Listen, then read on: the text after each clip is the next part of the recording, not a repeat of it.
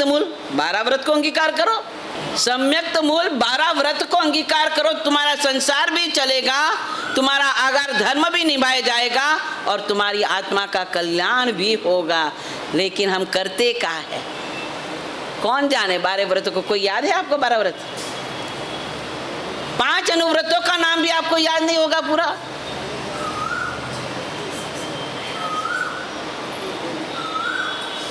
परमात्मा ने हमें इतनी अच्छी सुविधा दी है जो बिना भोगे, बिना उसका सेवन किए भी हमारा पाप वृत्ति धर्म आश्रय द्वार चालू रहता है।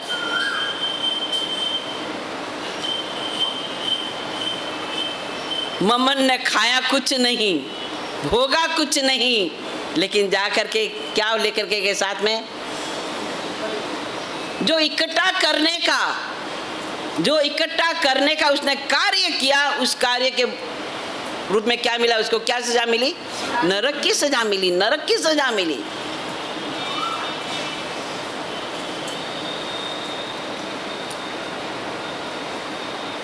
परिग्रह संज्ञा, परिग्रह संज्ञा हमारी दुर्गति का कारण है।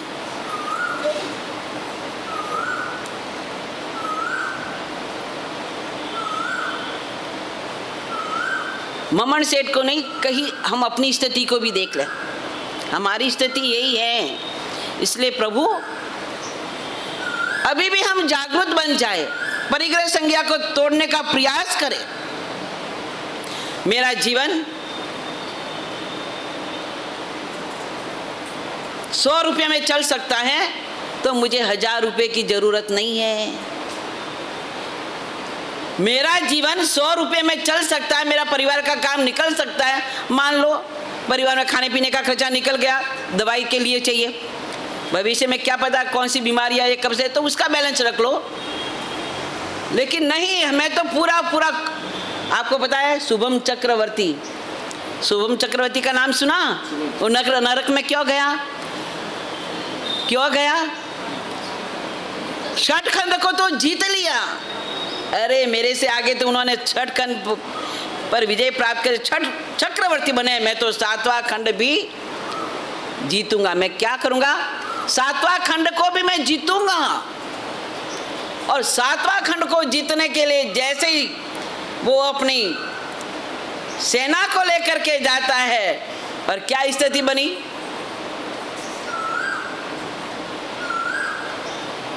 जाकर के समुद्र में समाहित हो गया।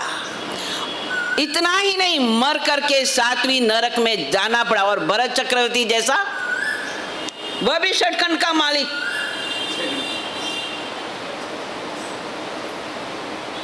षटखंड की रिद्धि समृद्धि को भोगा, फिर भी कहां गया? केवल ज्ञान प्राप्त करके मोक्ष में गया।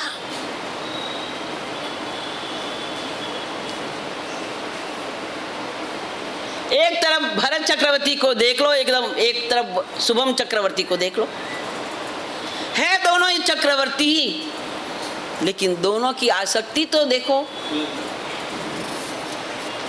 एक अनासक्त भाव में चक्रवर्ती की संपत्ति को भोगता है, और एक की इतनी आसक्ति के 7वां खंड भी ले लो।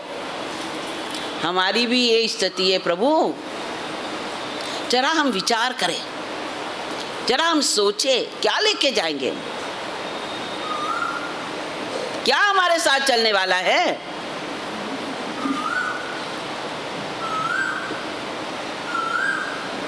इसलिए तो परमात्मा ने परिग्रह प्रमाण के साथ में दान धर्म रखा। ये दान धर्म किस लिए? मूर्छा को तोड़ने के लिए। कुछ तो तुम्हारी मूर्छा टूटे, कुछ तो तुम्हारा उत्कृष्ट पुण्य बन दे।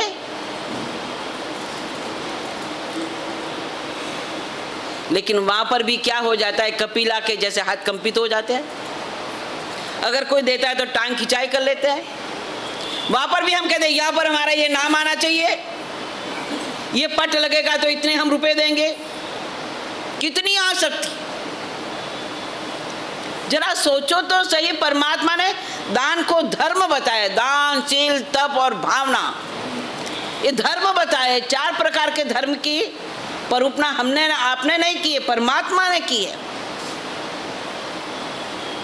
वहां पर भी हमारी मनोवृत्ति कैसी, और जो मिला है वो भी पिछले जन्म के पुण्य से मिला है।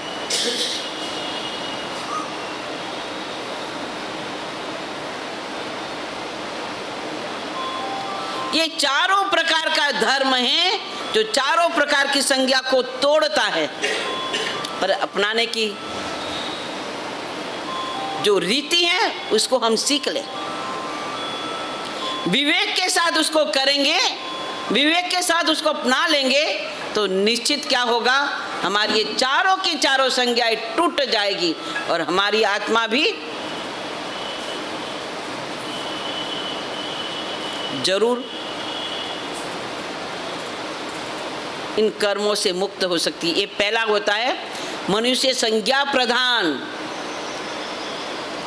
दूसरा मनुष्य होता है बुद्धि प्रधान, दूसरा मनुष्य होता है बुद्धि प्रधान। बुद्धि तो बहुत होती है भाई, बहुत सारे बुद्धिशाली बैठे हैं, आप देखो एक से एक सलाहकार बन जाएंगे, बिना पैसे ही सलाह देने आ जाएंगे। अब वैसे तो वकील होता है ना, सलाह देने का क्या लेता है, पैसा लेता है, पैसा। वकील के पास जाओगे तो सलाह लेनी होगी तो क्या लेगा, इतनी फीस देनी पड़ेगी तो मैं सलाह देता हूँ। अब हम तो बिना पैसे ही सलाह देने के लिए तैयार हो जाते हैं क्योंकि हमारे पास बुद्धि है।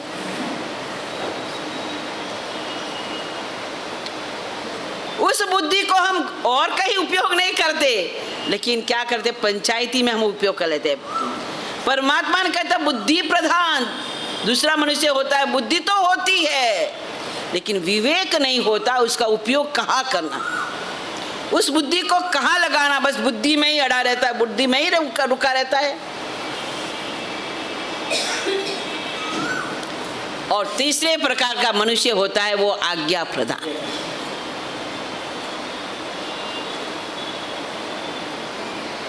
सबसे ऊपर होता है, बस प्रभु ने कह दिया है ना, फिर मेरे को क्या सोचना, परमात्मा की आज्ञा है ना, फिर मुझे हित अहित क्या विचारना, मेरे वडिलों ने कह दिया है ना, फिर क्या सोचना। सोचेंगे तो वो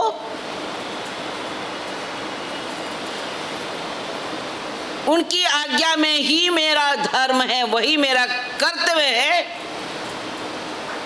कि मैं अपनी सांस, जब तक मेरी सांस चले तब तक मैं उसकी आज्ञा का पालन करूं। ये वो होता है वो आज्ञा प्रधान मनुष्य।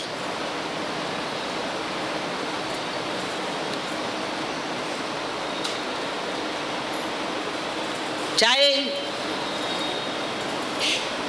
सैकड़ों वर्ष नहीं, हजारों वर्ष भी, ताम्रलिप्त तापस ने कितने वर्ष तपस्या करी थी आपको पता है?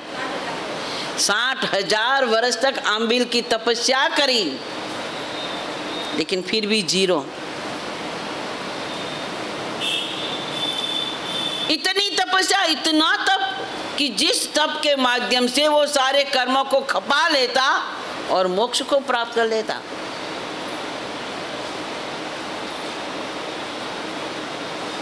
लेकिन इतना बड़ा तप करने के बाद भी उसको कुछ नहीं मिला, कुछ नहीं मिला। वही संसार में रहा और कुरगुरु मुनि कुछ भी तप नहीं करा बेचारे ने। संवत्सरी के दिन भी खाने बैठा,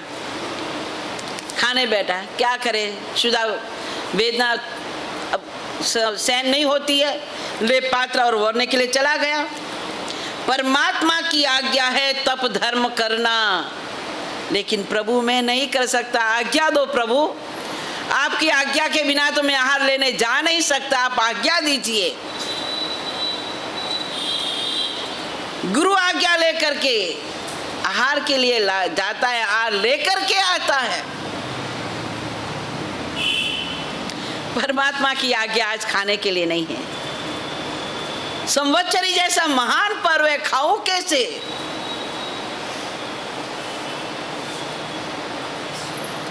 लेकिन खा रहा हो, जो आ रहा है मुनियों के सामने लेकर के जाता है, देखो मैं आहार लेकर के आया, आप देख लो, दृष्टि डाल दो, मेरा आहार पवित्र बन जाए। क्रोध में आकर के मुनियों ने क्या करा, उसमें थूक दिया। फिर भी समझता है कि कोई बात नहीं, इन महान तपस्वियों ने घी डाला है, घी डाला है, इसके जैसा स्वाद और कहाँ मिलेगा।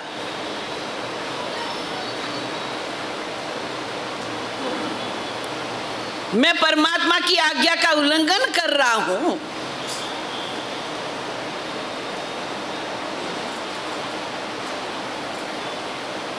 मन में बड़ा पश्चाताप है, बड़ा पश्चाताप है। पश्चाताप की पावनी तपो अग्नि में अपने को तपाता तपाता तपाता इतना अंतर चला गया कि वही उसको क्या हो गया, केवल ज्ञान हो गया। ये आज्ञा धर्म।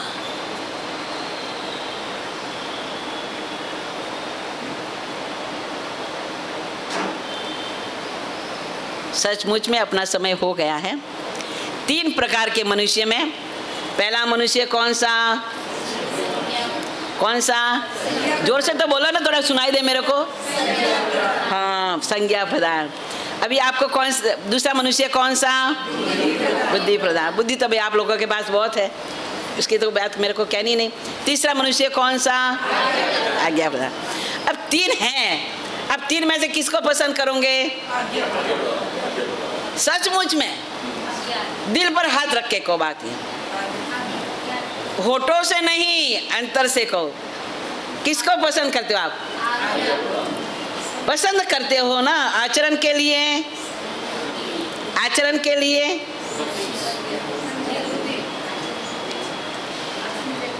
आचरण के लिए, आचरण के लिए तो बाबूजी कह करो संज्ञा प्रदान में ही रहे। वो खाए बिना रह नहीं सकते, संसार में रहे बिना जी नहीं सकते, तो वही होगा ना, आर संज्ञा, भय संज्ञा, मैथुन संज्ञा, परिग्रह संज्ञा, बड़े रहेंगे और इसी में ही उलझे रहेंगे, इसी में ही डूबे रहेंगे। तो फिर क्या होगा, क्या होगा? श्रावक बन पाओगे? श्रावक धर्म को अंगीकार कर पाओगे? श्रावक बनने के लिए परमात्मा ने कहा सम्यक्त मूल 12 व्रत। श्रावक वही होता है जो अपने इस जरूरतमंद वस्तुएं नहीं है उसका त्याग करे।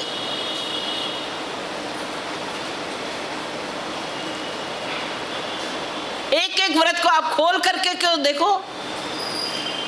पहला व्रत जो इस जीव हिंसा को हम करते नहीं, जिसका सेवन हम करते नहीं, जिनका हमारे कुल में आचरण भी नहीं, लेकिन हमने फिर भी क्या कर रखा है, द्वार खुला रख रखा है। ये हमारी बहनें आज मुझे सजाने के लिए ये मेकअप चाहिए, वो चाहिए, वो चीजें चाहिए, वैसा चीज चाहिए। ये क्या है? हिंसा प्रधान चीजें नहीं तो क्या है? तुम्हारा साधन सौंदर्य बढ़ाने वाली ये वस्तुएं है, वो क्या है? तो क्या तो आपके पास अहिंसा धर्म है?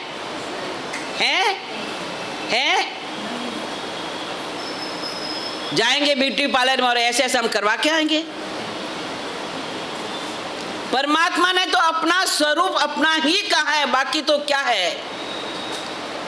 जो आज दिख रहा है वो कल नहीं है, लेकिन फिर भी हमें उसमें जाएंगे।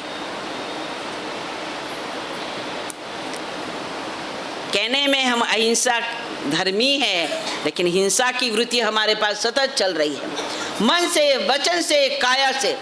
समय अपना हो चुका है, जब भी समय आएगा मैं आपको आगे बताऊंगा। बस इतना ही कह करके जिन आज्ञा के विरुद्ध कुछ कहा हो, जिसके लिए मिच्छामि दुक्कडम।